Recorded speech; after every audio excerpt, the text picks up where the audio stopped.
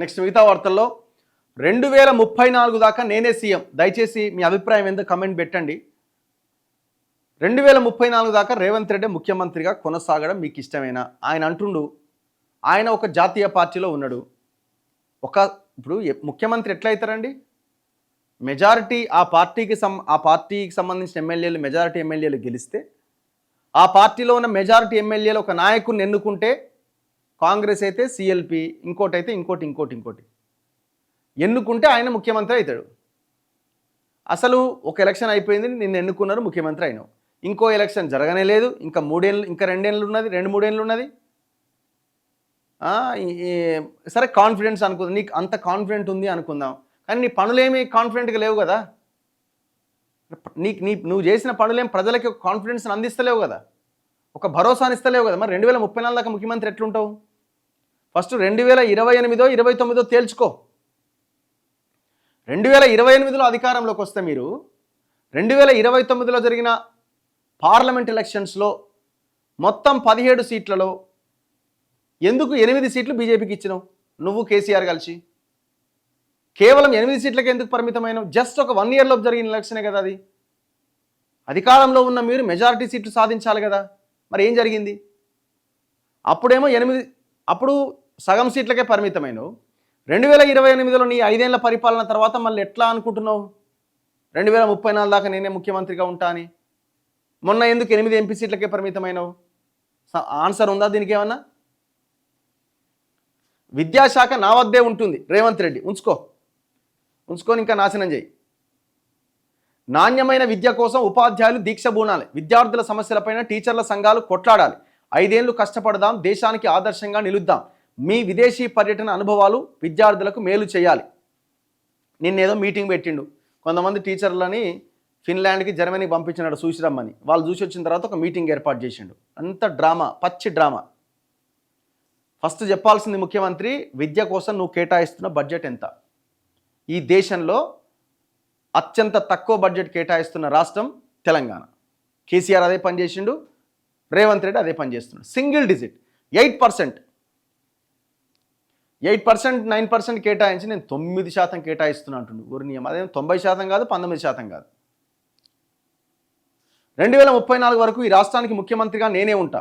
ఇందులో ఎవరికి ఎలాంటి అనుమానం అక్కర్లేదు. వచ్చే 5 ఏళ్ళు మనం కేవలం పేద విద్యార్థుల కోసం, ప్రభుత్వ స్కూళ్ళకు వచ్చే పిల్లల కోసం అంకితం అవ్వాలని టీచర్లకు సూచించారు. 5 ఏళ్ల తర్వాత వెనక్కి తిరిగి చూసుకుంటే మనం ఏం సాధించామో గర్వంగా చెప్పుకోవాలని అన్నారు. 5 ఏళ్ల తర్వాత నువ్వు వెనక్కి తిరిగి చూడాల్సిన అవసరం లేదు. 2.5-3 ఏళ్ళు అయింది కదా, ఒక్కసారి వెనక్కి తిరిగి చూసుకో, ఏం చేసినావో తెలుస్తుంది. ఒక్కసారి వెనక్కి తిరిగి చూసుకో, ఏం మార్పులు వచ్చినాయి ఈ రాష్ట్రంలో, ఏం చేంజ్ చేసినావో తెలుసుకుందాం. 5 ఏళ్ళ తర్వాత చూద్దాం వెనక్కి తిరిగి, జనాలు చూపిస్తారు. కానీ ఇప్పుడు వెనక్కి తిరిగి మీరు చూడండి కదా.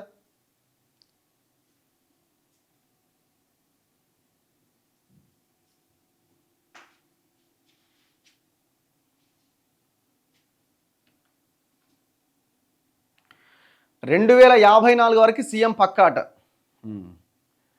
వామ్మో, నీకు ఇంకా బోనస్గా ఇంకో 20 ఏళ్ళు కలుపుతున్నారు రేవంత్ రెడ్డి గారు. 2054 అట, 34 కాదు. స్వతంత్రం వచ్చినప్పటి నుంచి రెడ్డి విలమలే ముఖ్యమంత్రులుగా ఉన్నారు. 6% లేనడు ముఖ్యమంత్రి, 60% ఉన్న బీసీలకు ముఖ్యమంత్రి పదవి రావాలి. ప్రజలు మారాలి, ప్రజలు చేంజ్ అయ్యి కన్సాలిడేట్ అయ్యి ఓట్లు వేయాలి.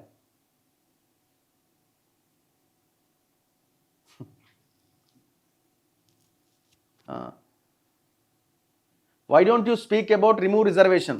మీరు రిజర్వేషన్లు తొలగించాలని ఎవరైతే మాట్లాడుతున్నారో, మన కదిరి కృష్ణ గారు ఇంటర్వ్యూ చేసిన చూడండి ఒకసారి, చాలా అద్భుతమైన ఇంటర్వ్యూ. రిజర్వేషన్లు వదులుకోవడానికి రెడీగానే ఉన్నారు అందరూ. సో రిజర్వేషన్లు వదులుకోనే క్రమంలో మీరు కూడా ఒక పని చేయాలి. ఓకే, మీరు కూడా ఒక పని చేయాలి. మొత్తం ఈ దేశంలో ఉన్న సంపదను మొత్తం సమానంగా డిస్ట్రిబ్యూట్ చేద్దాం. ఎవరికి రిజర్వేషన్లు? ఇక ఏది అక్కర్లేక రిజర్వేషన్. గుంట భూమి వస్తే గుంట భూమే తీసుకుందాం. మొత్తం సంపదనంతా సమానంగా డిస్ట్రిబ్యూట్ చేద్దాం. నో రిజర్వేషన్, అందరూ సమానమే. ఎస్సీ లేదు, బీసీ లేదు, ఎస్టీ లేదు, ఏమీ లేదు. ఇక దానికి రెడీ అవుతారేమో చెప్పండి. మేము చాలా క్లియర్గా ఉన్నాం. పక్కా సీఎం రేవంత్ అట. No way, this is last chance for Revanth Reddy sir అట.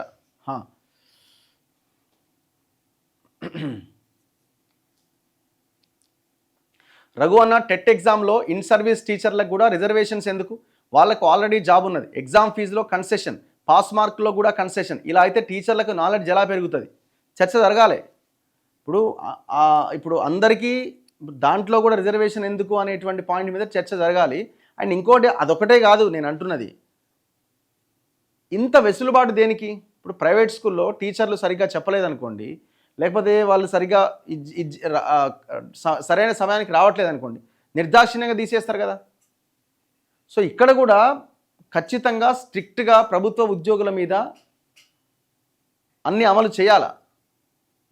వాళ్ళు కూడా డెవలప్ కావాలి. వాళ్ళకి నాలెడ్జ్ లేకపోతే పిల్లలకి ఏం చెప్తారు? కష్టం కదా. ఇప్పుడు ఒక ఎగ్జామ్ పెట్టి దానికి ఏం చెప్తున్నారు? 2028 ఆగస్టు దాకా మీరు ఎప్పుడైనా పాస్ కావచ్చు అంటున్నారు. 300 మంది మొన్న ఎగ్జామ్ రాస్తే 300 మందికి 30 మార్కులు కూడా రాలేదట టీచర్లకి. మరి ఏం చదువుతున్నట్టు వాళ్ళు? పిల్లలకి ఏం చెప్తారు? ఇది కూడా ఆలోచించాల్సిందే.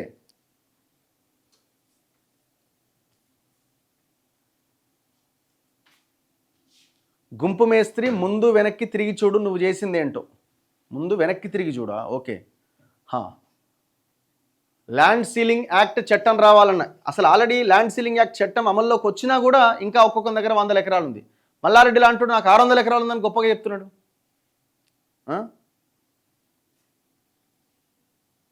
ఎవడు ముఖ్యమంత్రి అయినా దోచుకొని తినడానికే కదా. అట్లే ఉన్నది పరిస్థితి. 2034 వరకు కాదు, తక్షణమే దిగిపోవాలి. తెలంగాణ సమాజం ఆలోచించాలి.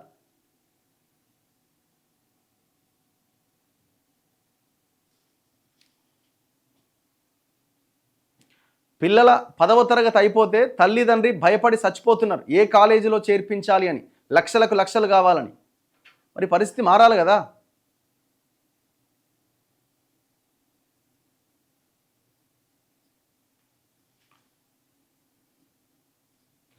మా మంచిర్యాలలో కొన్ని స్కూళ్ళు వాటర్లో మునిగిపోయినాయి. దారుణం కదా పరిస్థితి. రేవంత్ రెడ్డి గారిని ఇప్పుడే తీసేయాలి. ఎంతో కొంత మంచి పర్సన్ని సీఎం చేయాలి కాంగ్రెస్లో. ఇప్పుడు 2034 వరకు రేవంత్ రెడ్డి ముఖ్యమంత్రిగా ఉంటాడని ఏదన్నా ఒక కాంగ్రెస్ ఇప్పుడున్న 10 మంది ఆ మంత్రులతో నడిపిరు, ఒక మంత్రితోటి. అవును, ఆయన అన్న మాటల్లో తప్పేంది అని ఒక్క మంత్రిని అనమనండి, అంటాడేమో చూద్దాం. నోటితో అనాల్సిన అక్కర్లే, ఒక ట్వీట్ చేయమనండి వాళ్ళని, ఎవరినన్నా ఉత్తమ్ కుమార్ రెడ్డినో, బట్టినో, శ్రీధర్ బాబునో, లేకపోతే సీతక్కనో, ఇంకెవరినన్నా ఆయనే ముఖ్యమంత్రి అని అనమనండి చూద్దాం.